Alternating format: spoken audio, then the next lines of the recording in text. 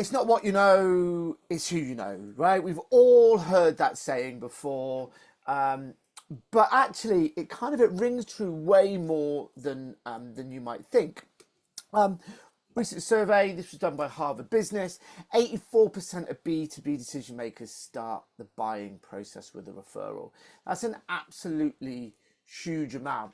But when you think about it, it's not actually that surprising, because if you go back before AI driven LinkedIn automated messages, and back before pay per click, back before email marketing, back before cold calling, back before even the written word. If you run a language school like Natalie, or you're a coach like John, or you're a techie like Jason, and you wanted to spread the word about what you did, you had one thing available to you, and that was word of mouth. And I would argue not much has changed, because it speaks to our deep, innate, tribal instinct to connect with each other and to basically do business based on shared values. And partnerships and word of mouth and referrals absolutely play into that piece. So, quick show of hands, how many of you here get referrals into your business? Okay, most of you, brilliant. How many of you are asking for introductions? Okay, all right, it's slightly lower. How many of you would have said you've got partners in a formal process, people that provide them for you consistently? Just the one. Okay, what, one and a half. Great. You know what? That's not too far out, because same Harvard Business School review. Only 30% of companies surveyed had a formalised referral program. But here's the real kicker: is that the companies that did have formalised programs, 86% more revenue growth over the previous 2 years. So how do you fancy having 80% more growth than 70% of the people out there in the market? Sound all right?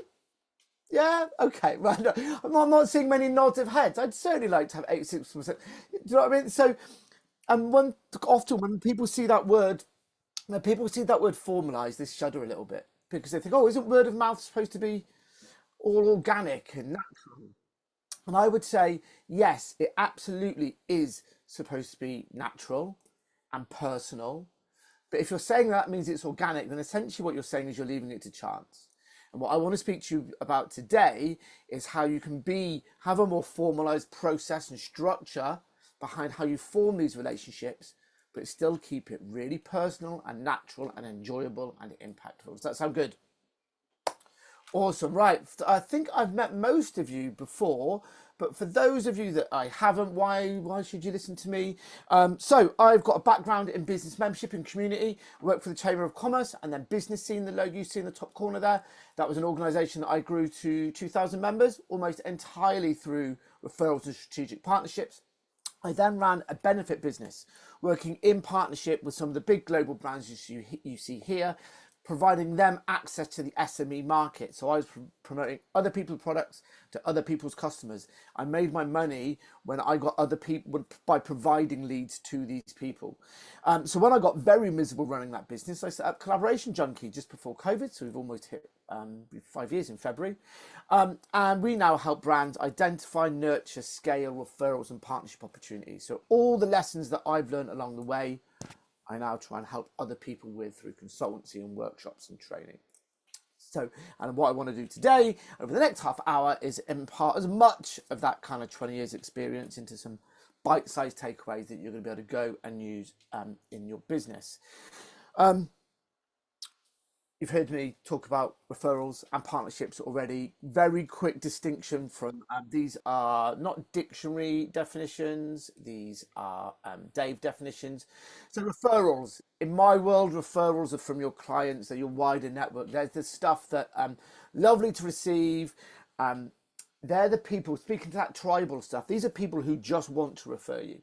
They appreciate your value, they know, like, and trust you, and they'll introduce you because they want to. If you really want to make the most of that, you need to educate them in terms of how they can refer you better. That's a different webinar. That's not the one we're focusing on today. What we're going to focus on today is partnerships. So partnerships are still about getting warm leads in through referral, but it's working with brands that you may not already have known, that you specifically targeted because you have a shared same end goal for the customer. These are people who are in a position to refer your ideal clients at the ideal time to buy on a consistent basis, and they want to do it. not because of a financial piece or anything like that. They want to do it because actually you help them look amazing. So that's why I say these are the tribe that know your value. You just need to motivate them to leverage it. You need to make it easy for them to do so. And that's what we're going to be focusing on today. However, they're called strategic partners for a reason. And that's that you need a strategy behind it. So like all good speakers, I have a framework, and a framework with a lovely, I'm not sure, it's an acronym.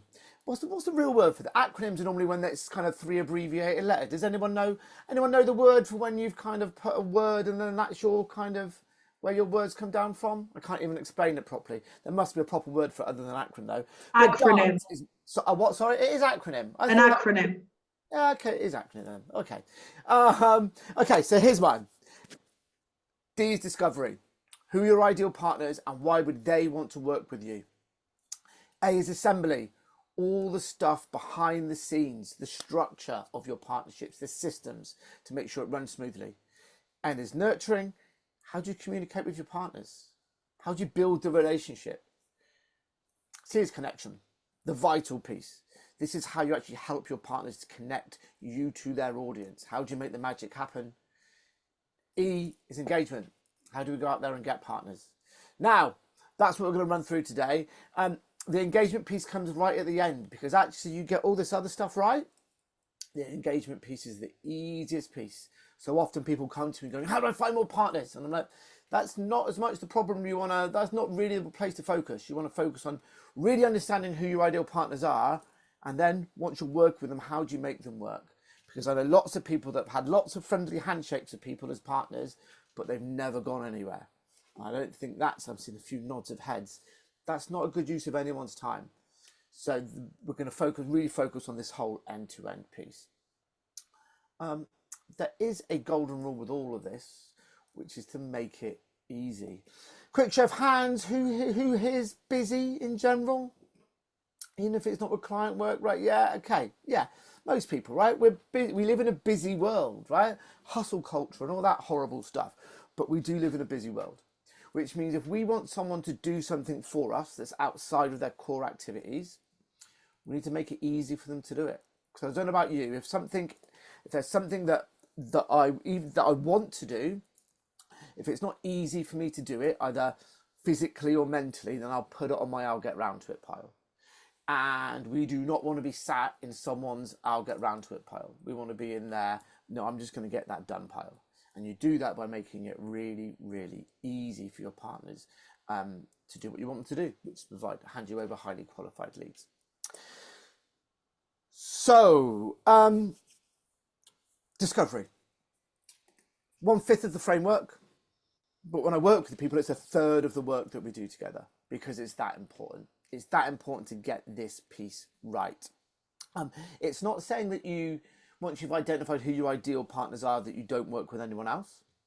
But it's about having a really clear understanding of who the best people for you to partner with are, because then you can go and proactively target them and start working with them. And it starts with being specific. Now, there's a couple of pieces around this being specific. The first one is understanding why you want partners. Are you just looking to get eyeballs on your product or service? Are you looking for someone to give you some extra credibility by association and some good PR? Or are you looking for proper, highly qualified leads for potential customers? All of them and many more are perfectly valid reasons to partner, but you want to be really clear about why you're partnering, because different partners will be able to deliver different results. For the purposes of today, we're going to be focusing on that kind of qualified leads piece. But first of all, it's really important to know what stage your business is at and what you're actually looking for from a partner.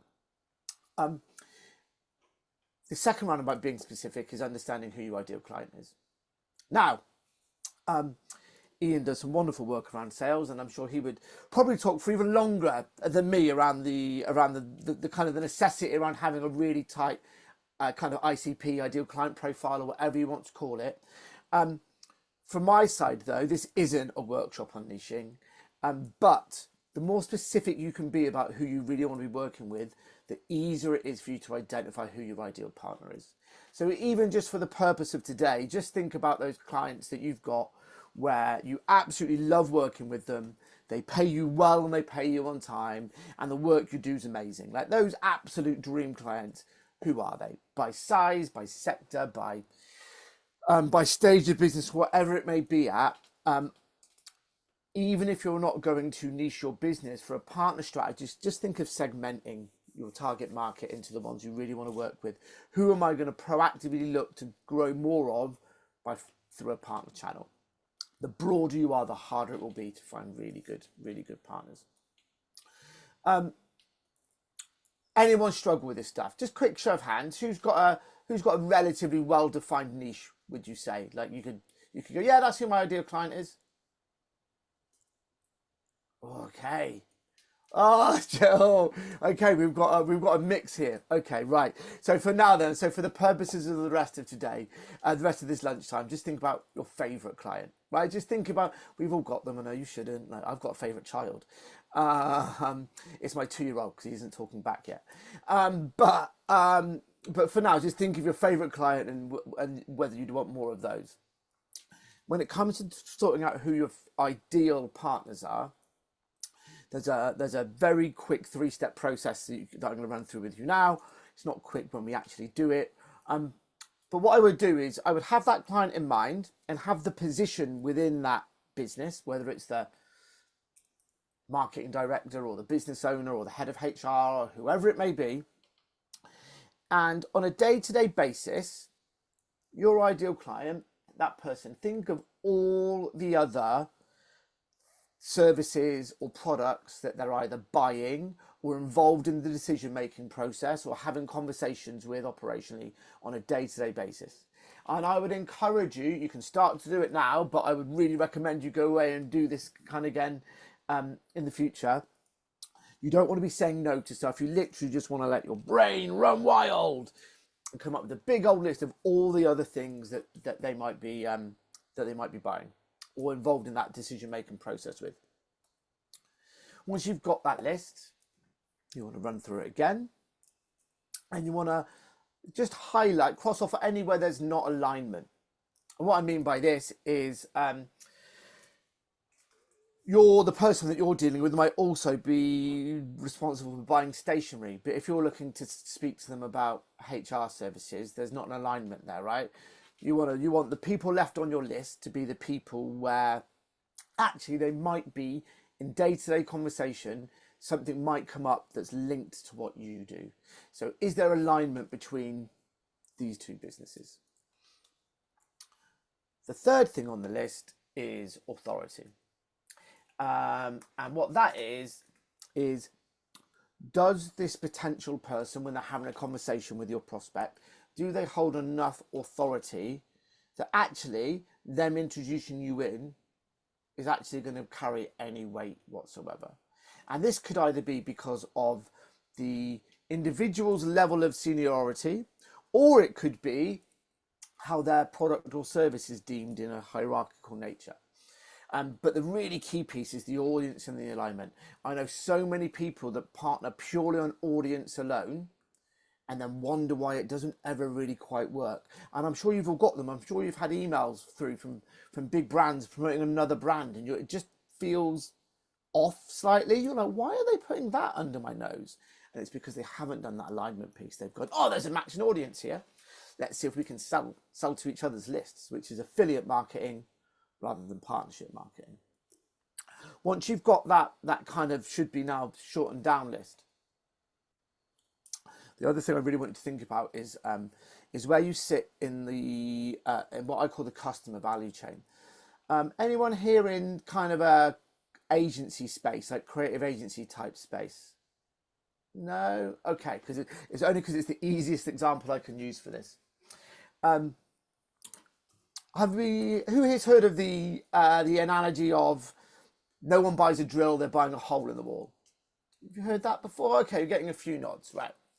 So I would take it a step further than that they're probably not even buying a hole in the wall, they're buying the shelf being put up, and they're probably not even buying that, they're buying the satisfaction of the shelf being up, or the peace and quiet from whoever it is that wanted the shelf put up in the first place, right? And your businesses are exactly the same. There will be a I always have to get this wrong because I'm mirrored. You have a customer over here with a problem, with an initial problem or an outcome they want to achieve, and you have the solution over here. And between these 2 points, they will visit multiple businesses in a roughly chronological order, right? So let's say someone says, I want to start working with bigger clients. That's my thing. That might be, they then might speak to someone in an advisory position about it, or a mastermind group or something. And they go, yeah, that's great. But your brand probably doesn't reflect the fact that you want to work with businesses now. So they'll visit a branding agency. Maybe from brand, it moves to website. As the website's being done, that moves on to copy and video work and maybe other stuff. That then moves on to someone who does their market positioning, maybe some outbound work, and maybe a partnership and referral specialist. From there, maybe it's someone who does the call handling. But along that journey, they're visiting people in a certain order. And the reason why I point this out is because if you know where you sit on that value chain, you'll be able to understand who are really, really good referral partners for you and who are good service partners. Because anyone that sits before you in the chain is in a position to be able to refer you and refer you consistently. Because what you do is you help them deliver the end result that the client is looking for and that they are ultimately going to be judged on. Anyone who sits after you in that chain, they might be able to provide the odd lead to you because they hear a conversation, but not as much. You're going to be able to provide them referrals, because by the time they're talking to other clients, the decision about what you do has already been made because you sit before them in that customer value chain. And for those of you that some businesses have much shorter value chains than others. But for those of you where there's a longer value chain, understanding where you sit will be the biggest thing you can do in terms of understanding where to spend your time looking for partners. What this also solves, and I'm sure you've all had this before, where you've gone, I've given Dave loads of leads before. Why has he not sent me any back? I hear this all the time from people. And it's because the person that hasn't given you as many leads back, it's because they can't probably. It's probably because they sit further down the value chain than you. So they would love to be referring you. They're just not in a position to be able to. And so it's really important to understand where you sit in those value chains. Because that from there, that's where you can narrow your partner value proposition. And so that piece I spoke to about the fact that you help your ideal partners, you help them deliver that end result. That's what your partner value proposition is. It's about taking your client value proposition and thinking, why does the partner care about that? So if we're going back to the example I used, let's use a copywriter. A great referral partner for a copywriter would be a website builder. Now, the copywriter's client value proposition may be that they write engaging copy that not only delights but converts. Let's say that's a bad example, but it's the best I'm going to come up with. I'm not a marketer in that sense. The partner value proposition to the website builder, though, isn't about we write great copy that converts for your clients. It's we help you deliver websites to your clients that convert. It's taking that client proposition and it's just tweaking it to why does the partner care? How do I help the partner look amazing? So Natalie, for you, like Natalie runs a language school. If it's, let's say it's the HR people, who I imagine would be a good potential partner to do, it's not about the work you do for the client. It's about the fact that, let's say it's a relocation company. It's not about the service you deliver to a client. It would be the fact that you help the relocation company deliver an all-round service where their clients embed quickly into their new location or whatever it may be. It's about how do I help the end result? And the minute you do that, you'll have better conversations with your partners. They'll engage with you more quickly. And actually, it will frame your thinking about everything else that we do. How are we with this as a concept? Do people kind of get that? Any questions? Anyone want to fire anything at me at this point? All good? Nods. Great. So, we know who our ideal partners are and we know what our value proposition is. The next bit is assembly. There's a reason why I use this image, and it's not just because I love festivals. I want you to imagine. Oh, John, did I see a raise of hand now, or was that a random? No, that was just a thumbs up. Thank you. Okay, all right, cool. I caught it out the corner of my eye. It's not just because I love festivals, but what I want you to do is I want you to imagine a festival. I want you to imagine the greatest lineup ever at this new festival, right? All the bands you love are there. A band that retired ages ago, reformed, even though they were never supposed to. It is just the most all-killer, no-filler lineup ever. Super excited to go. They'd marketed it really, really well. You get there, though, and it takes you hours to get in. The ticketing is the system's all screwy, so it takes even longer to get through the queues. When you get in there, there's only one bar and it's serving really weak, warm, crap beer. The food stalls are all rubbish. The layout's absolutely shot to shit. And then when the bands start, well, they're all in the wrong order. They're all in the wrong order and the sound system is awful. And so what should have been an amazing day, well, wasn't really. So you go home. A month later, they announced the second year of this festival with an even better lineup. Now, no matter how good that lineup is, you're probably not going back. And that's because you've lost all trust in them to be able to deliver the level of service that is expected from them as a provider. And that's why getting your behind the scenes system and structure of your partnership is so right. It is not what will win you partners, but it is what will build and maintain trust so that you have partners that last for life and form amazing relationships that deliver you the ideal clients on a consistent basis that you're after. It's so important to get right. There's loads and loads and loads that goes into this. But I want to mention a couple of pieces around building trust and setting up to scale. The first one is around the trust, and it's about tracking of data. Like if your partners are providing you leads on a consistent basis, they are not just providing you a lead. What they're doing every single time is they're entrusting you with their reputation, right? Which is the most important thing any of us on this call have, is our reputation. So you need to treat that with the respect that it deserves. Be able to let your partners know where and when anyone is on your prospect or customer journey at any point. Now, depending on the volume, it might mean that you need some CRM software behind it. And to be fair, CRM software is pretty cheap these days. I would recommend it, but it's better to have a spreadsheet that you use than a CRM system that you don't. You don't need to spend thousands and thousands on fancy partnership marketing software, but it is important that at any point, if your partner wants to phone you up and goes, "Oh, I'm speaking to Dave tomorrow. I know I sent him over. Where is he in your journey?" You can tell them. This may seem obvious, but I've had it not be like that, both with huge global brands and also smaller ones as well. And when I was running my business that was based on this stuff, when someone couldn't do this, it said one of two things to me: that either they were a crook because they hadn't logged it properly and they were trying to get out of not paying a commission, or that they were incompetent because they genuinely didn't know. Either of those two things are not a good look for any business relationship, let alone a partner who you want to trust, who you want them to trust you with their clients. So really important you get this stuff right. The other one that's really important to get right is first impressions count. And so how you handle inbound inquiries from your partner needs to be seamless. So I always say, particularly in the early days of a partnership, I always say set up for the best, but expect the worst, right? We can have wonderful conversations about how this partnership is going to be huge and there's going to be thousands of leads coming in or whatever it may be. And realistically, that might not be the case, but you need to be set up for if it is. Like, what's the best possible result that could come from the partners and marketing on your behalf? And am I set up to be able to cope with that? Again, this seems obvious, but it's not.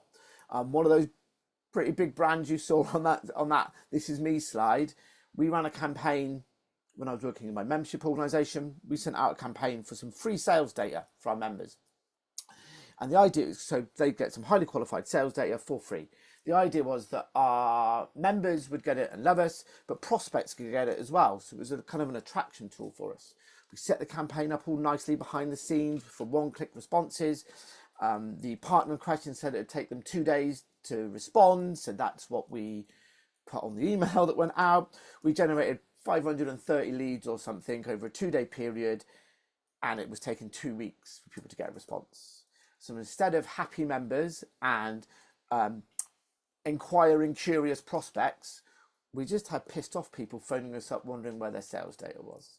All trust was lost with that partner, and the relationship never recovered. So, as I said, don't necessarily expect the heights of what amazing could be right from the outset, but certainly make sure that you're in a position where, if the best does come to light, you can cope with it. The other bit I want to cover on structure, reward and recognition. So when it comes to client referrals, this is a really grey area. I think with partnerships, it's slightly less grey. I'm a big fan of putting some commercials behind a partnership. It should never be the main reason why a partner wants to work with you. That's the partner value proposition, right? That's the kind of the 90% emotion that we buy with and we transact with and what forms a relationship. The great thing about commercials is it elevates relationship from a friendly handshake to something where you're able to put a bit more process behind it.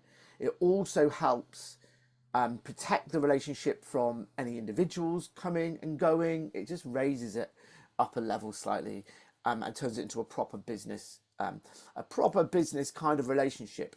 It's what any people that are kind of on an exit journey with their business. I've done a little bit of work with kind of mergers and acquisition type people, and it's this type of thing that helps. Partnerships can be a nightmare for businesses looking to exit if they are all based on a personal relationship with a founder, because then the person buying the business goes, oh crap, like, is there anything left here if this person goes and takes relationships with them? So the more you can do to elevate partnerships above that, the stronger they become. In terms of what it looks like, it depends on your product or service. I'm a big believer in lifetime value, particularly while someone's still alive, an active partner. But there's only one golden rule with this stuff, and that it needs to feel fair to both parties. You can't begrudge sending a commission check every month because you're not making enough margin. There's no point in that. It defeats the object. But equally, if your partners kind of look at the percentage you're offering and go, what's it even worth? Is it even worth it? It's not going to be very inspiring for them. So I always say the best thing to do is have an open and honest conversation right at the outset. I'm a huge believer that if there is an elephant in the room, then you jump on it and you ride it. And often money is the one that is an elephant in the room. And if you're the person that goes, right, should we have the tricky conversation around commission levels now? By even just admitting that it can be tricky, everyone just kind of goes, oh, people can relax a little bit more and you can have an open and honest conversation. Some sectors won't be able to take commission. In that instance, I'm always a big fan of still having, there is a pot. You go, well, I was going to do this anyway. It was allocated. I've got clients who put it into a charity pot, but the charity will relate to something that they do. So there's one firm of accountants that I've worked with. Every time they get a new bit of business in through either referral, whether that's client or partner, they donate some money to a charity that financially educates women in underprivileged parts of the world. So it directly speaks to what they do and their values, which is just a wonderful thing. And it still has that same level of being able to elevate the relationship. One other thing to bear in mind as well is if you're partnering with people like associations or even outside of that, people might want an offer for their clients as well. So what you need to do is know your margins and know how much you've got to play with as a cost of sale. I could do a whole webinar just on this stuff. So I'm going to, unless anyone's got any specific questions on the commercials, which if you have, that's cool. Raise your hand, shout away now. I'm going to move on. No? Nods? Awesome. Okay, right. So we know who we're partnering with. We've got kind of some systems behind us to enable us to kind of deliver a consistent level of service. The next thing we need to do is look at how we communicate with our partners. This is where you really build the relationship. There can be a tendency, particularly in this kind of software SaaS space, to over-automate partnerships, which kind of misses the point of at its core, they're based on a person-to-person relationship. There's people involved in this stuff. It's what makes them enjoyable and impactful. But equally, by getting this stuff right is what enables you to make the most of the opportunity. Now, I am not saying that we shouldn't use automation and we shouldn't use AI and things like that, but there are different reasons for what you need to do within your partnership, and then you use the different styles. If it's keeping people up to date with stuff on project stuff, things like that, then automate away, right? Template away. That makes sense. But just do not forget that you want to be building and nurturing a relationship in order to make the most of the opportunities. Again, there's all sorts of things like this. You want to start right at first call and work all the way through. But there's three big ones that I want to cover today. Number one is the number one reason why I see partnerships not work out, and sometimes between friends and very acrimoniously, and it's setting expectations. So I'm going to do a little quick drawing here to represent this. There we go. If you're, and it can be quite hard to do this when you're having a potential partnership conversation, you're all excited because you're going to take over the world, it's going to be amazing, and it sounds like you're on the same page, so you don't really check in. But the thing is, if you're like there, you're like 5% out in your thinking at the start, over time, that gap gets bigger and bigger and bigger, and you end up kind of being much further apart than you ever would. So it's really important to set long-term expectations as well. It may be that your partner's thinking of bringing your service in-house within the next 5 years, right? That doesn't mean you don't partner with them, but wouldn't you rather know that at the outset? You could potentially support them in doing that. It's a whole different model. But it's also really important to set the expectations around how successful we want to be, and ask the question, what does success look like for you? What does a successful partnership look like for you? Ask that question, and then figure out how you're going to deliver that. Who's doing what and when? What are you going to do to get going? What's the first thing you're going to do? What's the thing that you're just going to do to get going? Because in all amongst planning big, you also, nothing's more powerful than momentum. So you want to kind of plan the small stuff and document it. Please, please, please, if you do this stuff, document it, even on an email. Hey Kevin, really looking forward to partnering.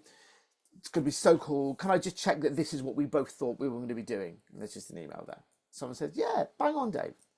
What that does is it aligns people to being on the same page, but it also makes, if things aren't going right, it makes potentially tricky conversations later down the line way easier because you've documented what you were both looking to do. The second one is on keeping your partners informed. So this thing, I said about every time someone provides a lead to you, they're also giving you a bit of their reputation. Don't wait for them to ask. Update them regularly on what's going on with the various clients and prospects that they put your way. Keep people in the loop. This is the thing that can be templated, right? It's the easy thing to do. But don't wait for people to wander. Be proactive and keep them up to date. Show them that you appreciate the trust that they're putting in you and keep them informed. Third and final piece I'm going to cover on this particular one is have strategic reviews. So again, I get people that will say, oh, I don't need to. I talk to my partners every day. Well, that's probably about operational stuff because you're super busy. Whenever you take the time to step back and just find out what's going on in someone's world, so much goes on. By having kind of strategic reviews with your partners, it allows you to go back to those expectations. Do we still have the same definition of success? Are we delivering against those levels of success that we defined? It gives you the opportunity in a more relaxed environment to see if there's anything you could be doing better. Like, are there any niggles that someone wouldn't pick up the phone to you about, but if you ask them, they might go, oh, there is this one thing that you could do that would make our life easier. And you go, yeah, okay, we can do that because it's about making life easy. But the biggest thing about having strategic reviews is being curious. Curiosity is the birthplace of opportunity. By just speaking to your partners around what's going on in their world, what new projects have they got going on, what's happening, you will uncover stuff for you and others that you otherwise wouldn't have done. I'm sure we've all had situations in our past where someone's gone, oh, right, yeah, I'm just working with so-and-so on this. And you go, oh, we do that. And they go, did you? I don't know that. And you go, well, you should do, because we've mentioned it to you like 3 times before. And B, by having these strategic reviews, you just stay front of mind. It just enables you to kind of take advantage of where there may be other things to do. So I would really encourage you to do that. Okay, so we know who our partners are. We've got the systems and the structure. We know how we want to communicate with them. The next piece is around connection, which is how do you help your partners connect you to their audience? Now, we might like to think that our partners, it's obvious, right? Like if there is opportunities that come up to refer us in, they're just going to do it because it's obvious. It is obvious to us because it's what we do. And I'd say that's because it's not obvious or common sense, it's our experience. And what you also need to remember that if you're working with a partner who has a team, the person that you'll contact, the business owner or the head of marketing, whoever it might be, might get this stuff. But if there's someone else implementing it day to day, then you need to be educating and supporting them. Give them the benefit of your experience. And there's a couple of ways you can do that. So we have partner facing stuff. This is getting everything that's out of your head and give it to your partners. It could be cheat sheets, it could be training. The real gold standard here is to be getting yourself within your partner's own processes. If you've got your value proposition right at the start, you'll be able to sit down with your partners, map out their own customer journey with the client and go, oh, we could offer something of value here and offer something of value there. So that you make it so easy that they don't even have to think. They just bring you in as part of the course. The other side of this is customer facing stuff, right? Like all the ways that you would normally market your own business, how can you adapt those so that your partner can get them out to their audience? Again, if you've got that value proposition right at the start, they will want to put you in front of their audience because it's relevant info and it's just another way of them adding value to their audience without banging the same old drum. A couple of things on this is on the make it easy part, write it in their tone. If you've got a load of standard material, tweak it. One of the big brands that was on that initial slide, huge global company with a marketing department 20 times the size of our business at the time. We were sending an email out for them once a week, and they'd send them over as though they were sending it to their own list, and they weren't. We were sending it on their behalf to someone else's list.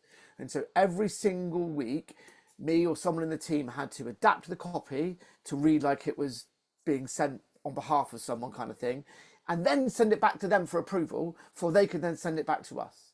Now, if they weren't such a high value partner for us, we'd have been looking for someone else, right? If you want your partners to send stuff out for you, then make it easy for them to do it. Tweak it so that it sounds like it's coming from them so they can copy and paste. If you do all that and you provide them with high value content, you'll become their marketing manager's best friend. Even more so if the market manager is the business owner, it's all one person, because every time you send them something great that adds value to their audience, it's another blog post that they don't have to write. It's another speaker slot that they don't have to fill. It's another social post they don't have to think of. You can really get your value proposition right and you can become the marketing manager's best friend and generate traffic in a really, really strong way.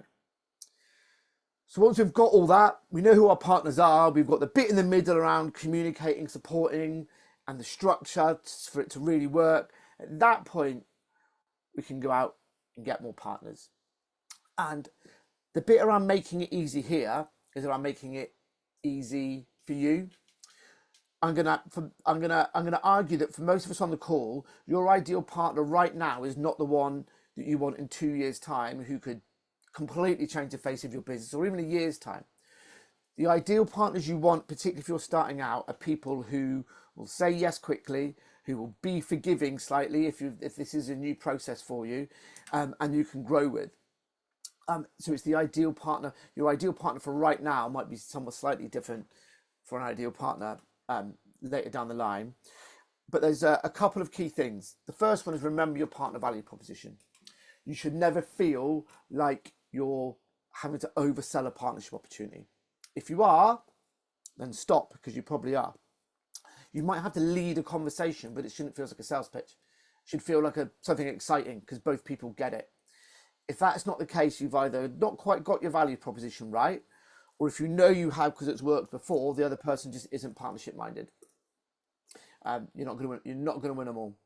The second one piece around this is going to come back to referrals and using your existing network.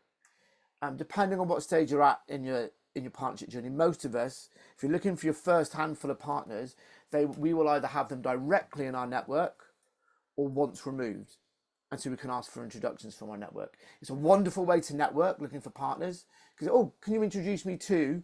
And then you, again, the key thing about having a value proposition, people will refer you to partners all day long because there's no sell involved there. You're saying, can you introduce me to this person where there is this really nice shared opportunity for us to do something great together? And people go, yeah, of course. Because there's no pitch, there's no sell involved there. If you've got people immediately in your network, but it's like, oh, it feels a bit icky going out to them and saying, do you want a partner? Then a great thing you can do in that instance is you can ask for help. Most people, despite what the media tells us, most people in this world, pretty nice people. The other thing about most people in this world is that we like having our ego stroked.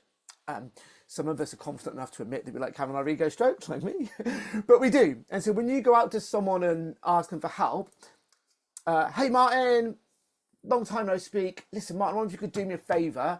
I'm just building a partner program actually, and you sit right within my demographic. I would love some of your feedback on it if that's okay, because I'd like to see if I'm on the right lines. Now Martin's going to go, feel quite nice that I've asked him to help, but he's a friendly, lovely chap. So he'll go, yeah, of course I'll give you some feedback. We'll take a look at my positioning and things, and then one or two things will happen. He'll either tell me I'm way off, brilliant feedback, or he'll tell me I'm bang on the money, wonderful. He'll then either say, oh, shall we do something around this? Or even if he doesn't want to, Martin will know other people like him who he'll go, do you want me to refer you to some other people? And I'll be like, yeah, thanks, Martin. So most of us have got that within our immediate network. And then as we grow our partner, the trust piece comes from, we've got more social proof from partners. And so you're able to go slightly removed out as you build that partnership, the social proof from having partners. But for most of us, we've got more than enough to be getting going within our network. So really get a strong value proposition. That is the most important thing you can do, is really understand your partner value proposition, because everything else hinges from that. Make sure you've got the systems and the structure to deliver a consistent level of service that builds trust.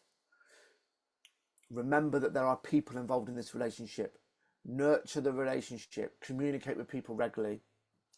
Do everything you can to make it as easy as possible for your partner to refer you and introduce you to their audience.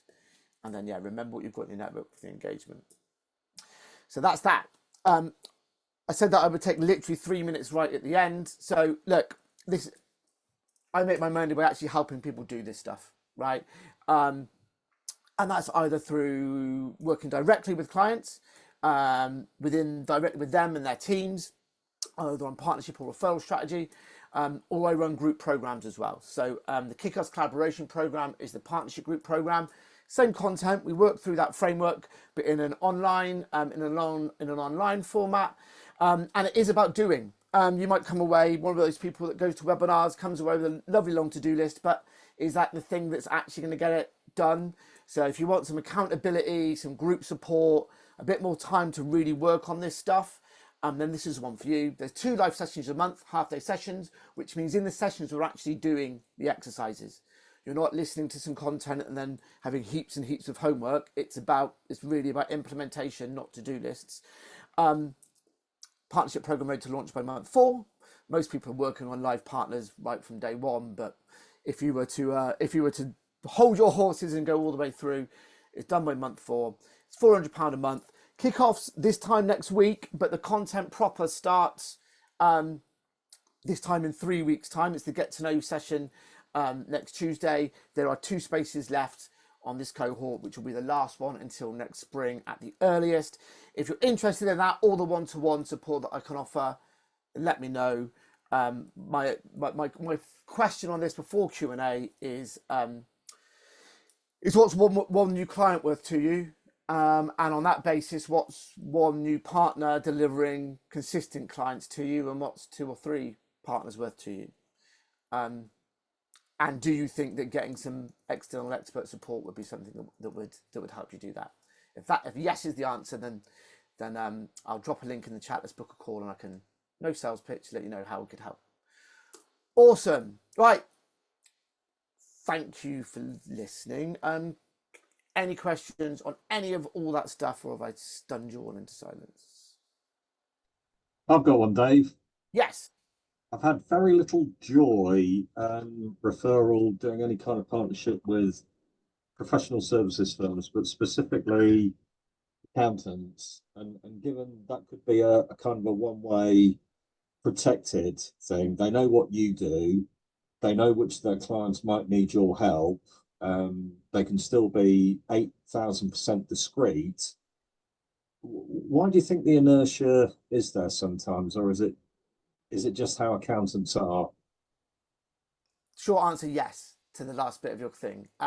So when I first started doing kind of this consultancy style model almost 5 years ago now, and I'd work with people, accountants would be right at the top of the list of who people wanted to do as partner, because there's a leveraging trusted relationships. The thing is, most accountants say they're advisory and proactive, but largely they will still be numbers based. In my experience, unless you've got something that directly relates to security or numbers, or it comes down to that alignment piece, I suppose, Dave, is the easiest thing, is they're typically not talking to people about their sales activity. They are also by nature risk averse. Yeah. And so they're quite hard nuts to crack. If you can crack them, it's wonderful, but typically it will be something more uncreative. It'll be something that fits in with their day-to-day stuff. Particularly because, again, it'll be their team that are. So even if you're talking to a more proactive leader of an accountancy firm, the people that are day-to-day going to be introducing you aren't that personality type typically. So that would Okay. be, I think that's probably Slow burn, creative. Yeah, just got to play the long game, I think. yeah, or make it really easy for them to do so. It more than ever with accountancy, it's process. So Yeah. it's what thing can you do that they don't even have to think about. You've just got to make sure you get the value piece right. Nice. Thanks, bud. Anyone else? Hi, Dave. Hey, Hi, how are you? I'm good. Thank you. That's great. Yeah. So one question from me: would you advise working with a potential partner who's just about the same size as I am, for example, maybe slightly bigger, maybe slightly smaller? Is that a consideration? Yes. So I think it's less about the size and more about the level of maturity and whether they're going to deliver the results that you want. So when I was partnering up with huge organizations, way bigger than we were, and you can do that because as smaller businesses, we have something unique that those large organizations can't do for whatever reason. We can work more agilely, we can adapt, and so I would never be afraid of partnering with large organizations. They're just much harder to bring on board. And so they take longer. And so going all out for just them can be a more risky tactic. In terms of people around our size of business, it's more about their ability to deliver on the partnership. Right. So how big a priority is it going to be for them? And I think that's where the setting expectations becomes really clear, really crucial, Joyce. So it's about what are we looking to achieve, who's going to do what and when, what activity is going to be undertaken, so that if it isn't happening for whatever reason, you've got something to come back to and go, why is it kind of not working here? So it's not you said you were going to do this and you haven't. It's like, oh, we were going to do this stuff and it hasn't happened. Why? What can we do differently? So yeah, there's no right or wrong. I don't think there's any. If they've got the right size of audience and the right type of audience and they're willing to engage, then there's not a right or wrong in terms of size of partner. Okay. It's more about the effort they'll put in. Yeah.